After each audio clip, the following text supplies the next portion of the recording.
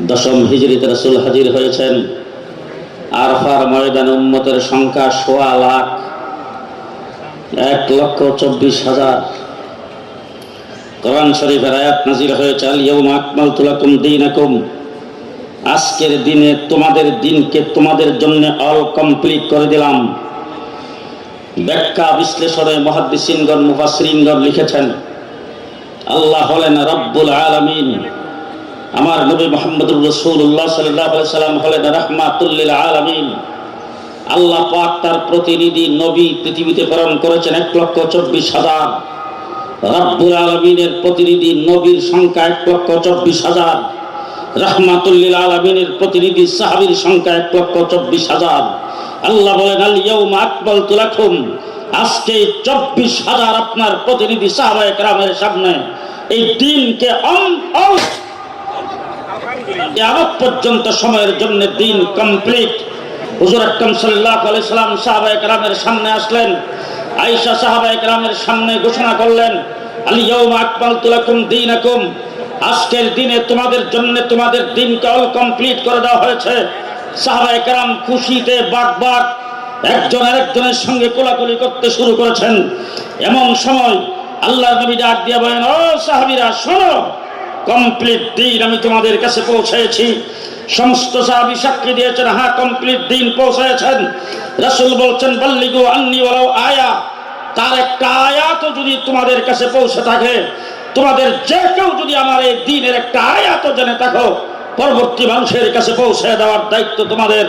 ফালিয়ুবাল্লিগুশ শাহিদু মিনকুমুল গায়বা, আজকে যারা এখানে উপস্থিত আছেন, যারা উপস্থিত নাই, এই দিন প্রচার করা পৌঁছে দেওয়ার দায়িত্ব তোমাদের হাতে অর্পণ করলাম। ১৬ লক্ষ সাহাবী গোটা পৃথিবীতে ছড়িয়ে পড়েছেন দিন প্রচারের জন্য। আমার বন্ধুগণ, কোরআন আল্লাহ নাযিল করেছেন মুখস্থ, রাসূল ব্যাখ্যা বিশ্লেষণ করেছেন মুখস্থ, সাহাবায়ে কেরাম হাদিস শুনেছেন মুখস্থ, প্রচার শুরু করেছেন মুখস্থ। আল্লাহ রাব্বুল আলামিন সিদ্ধান্ত গ্রহণ করেছেন, মুখস্থ দিন থাকলে চলবে না। তার কারণ হলো রাসূল হলেন দ্বীনের মাপকাঠি। সেই মাপকাঠি দেখেন সাহাবায়ে কেরাম, তারা হলেন দ্বীন ইসলামের মাপকাঠি।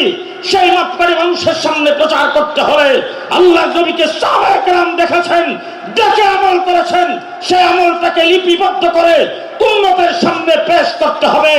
৩ নম্বর তবকায় আল্লাহ পাক তাবিনদের মধ্যে জন্ম দিয়েছেন ইমামে আযম আবু হানিফা রাহমাতুল্লাহ আলাইহি, যিনি এই উম্মতের জন্য কোরআন এবং হাদিস থেকে মুস্তাহ মাসাইল বের করে ১৩ লক্ষ মাসালা উম্মতের জন্য লিপিবদ্ধ করেছেন। আজকে বসেন, খতিবে আজমকে বসায় রেখে কথা বলার কোনো প্রকার হক আমার নাই, কিন্তু তারপরও জিতাই দিতে চাই। মুহাম্মদুর রাসূলুল্লাহ সাল্লাল্লাহু আলাইহি ওয়াসাল্লাম দ্বীন প্রচার করার জন্য, আপনারা আমার সাথে বলবেন, দ্বীন প্রচার করার জন্য কাকে দিয়েছেন? দ্বীন প্রচারের দায়িত্ব কাকে দিয়েছেন? বলেন, সাহাবায়ে কেরামকে দিয়েছেন, ঠিক না ঠিক? দ্বীন প্রচার করেছেন সাহাবায়ে কেরাম। এবার দ্বীন যখন লিখিত হওয়ার সময় আসছে, আল্লাহ পাক সিস্টেমটাকে কায়েম করেছেন। হযরত আলী রাদিয়াল্লাহু তাআলা আনহু সম্পর্কে রাসূল সাল্লাল্লাহু আলাইহি ওয়াসাল্লাম বলেছেন, আনা মদিনাতুল ইলমি আলিয়ু বাবুহা, আমি হইলাম ইলমের শহর, আলী হইল সেই ইলমের দরজা।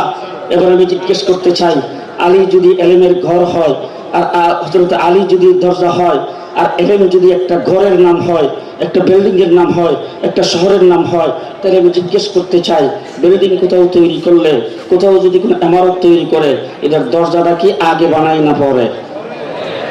সর্বপ্রথম তার কি হয়? ফাউন্ডেশন।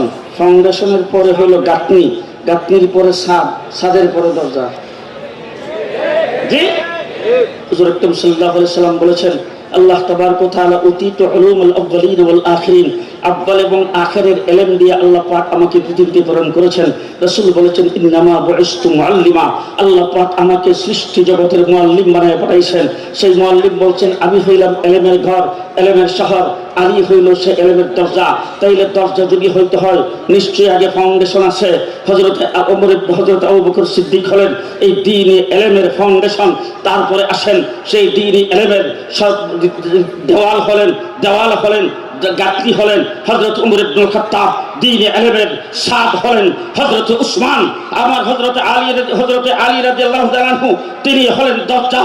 হযরত আবু বকর সিদ্দিক আল্লাহর নবীর পরে খলিফাতুল মুসলিমিন হয়েছেন, রাষ্ট্র পরিচালনা করেছেন মদিনায়, তিনি ইমামতি করেছেন মদিনায়, সৈন্য প্রেরণ করেছেন মদিনা থেকে, ইন্তেকাল করেছেন মদিনায়, দাফন করা হয়েছে রওজাতুম মিন রিয়াজিল জান্নাহ রাসূলের পাশে মদিনায়। 2 নম্বরে হযরত ওমর হলেন দেওয়াল, তিনিও রাষ্ট্র পরিচালনা করেছেন মদিনায়, সৈন্য প্রেরণ করেছেন মদিনায়, ইমামতি করেছেন রাসূলের মুসাল্লায় মদিনায়, শাহাদাত বরণ করেছেন রাসূলের মেহরাবে মদিনায়, দাফন করা হয়েছে রওজাতুম মিন রিয়াজিল জান্নাহ রাসূলের পাশে মদিনায়।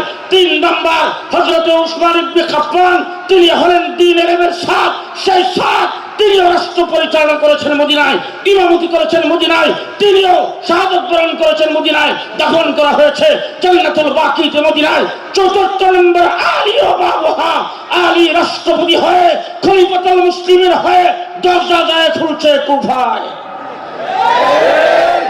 হযরত আলী রাদিয়াল্লাহু তাআলা আনহু কুফাতে মাদ্রাসা কায়েম করেছেন, ইমামতি করেছেন কুফায়, রাষ্ট্র পরিচালনা করেছেন কুফায়। আলী শাহাদাত বরণ কুফায়, আলীকে দাফন করা হয়েছে কুফায়। ইমাম আজম আবু হানিফা জন্মগ্রহণ করেছেন কুফায়। আলীর দরজা দিয়ে ইলম বের হয়েছে।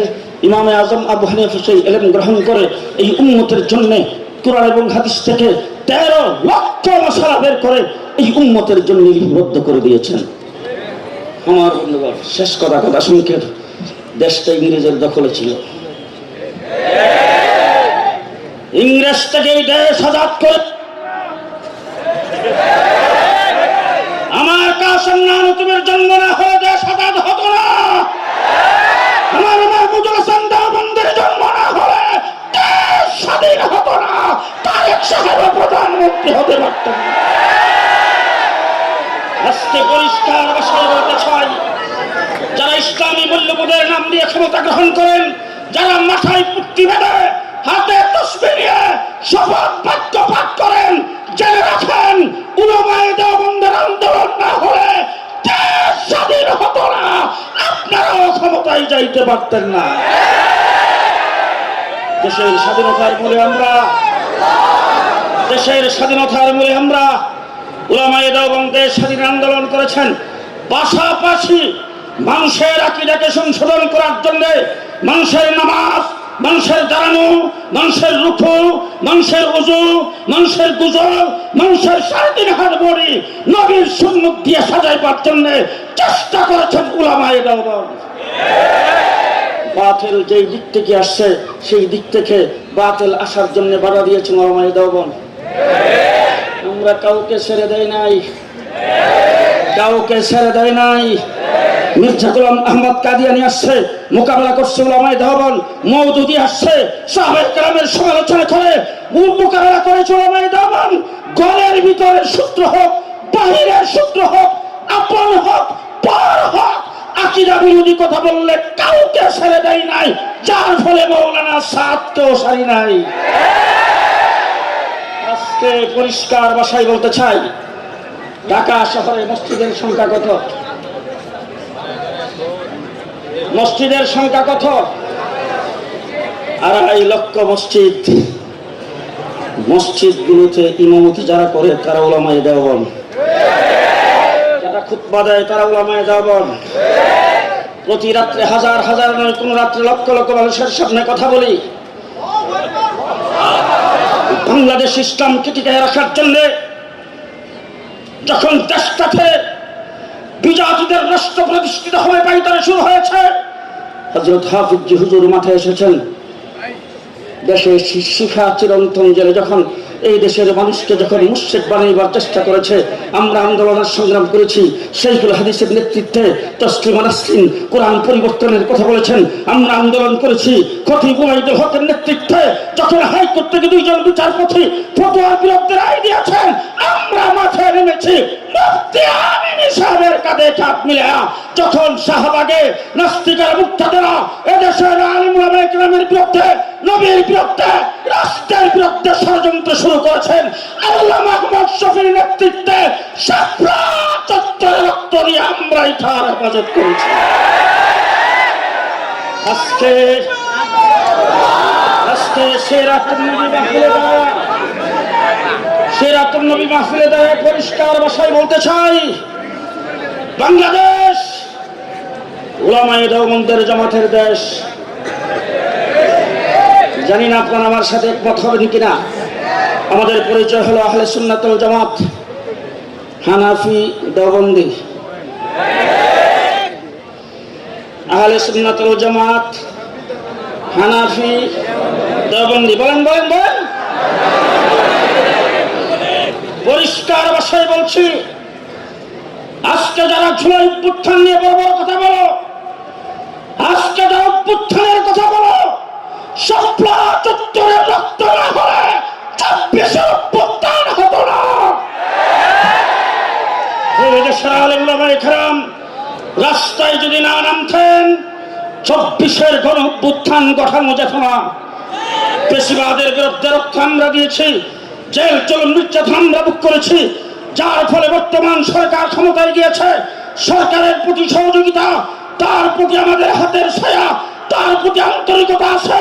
কিন্তু বাংলাদেশে মন্ত্রী পরিষদে দিনই কোন দায়িত্বে কোন আকীদা বিবর্জিত ব্যক্তিকে বসায় দিলে এদেশের মুসলমান মেনে নেবে না, মেনে নেবে না, মেনে নেবে না। নাসরুম মিনাল্লাহ, ফাতহুন করিব।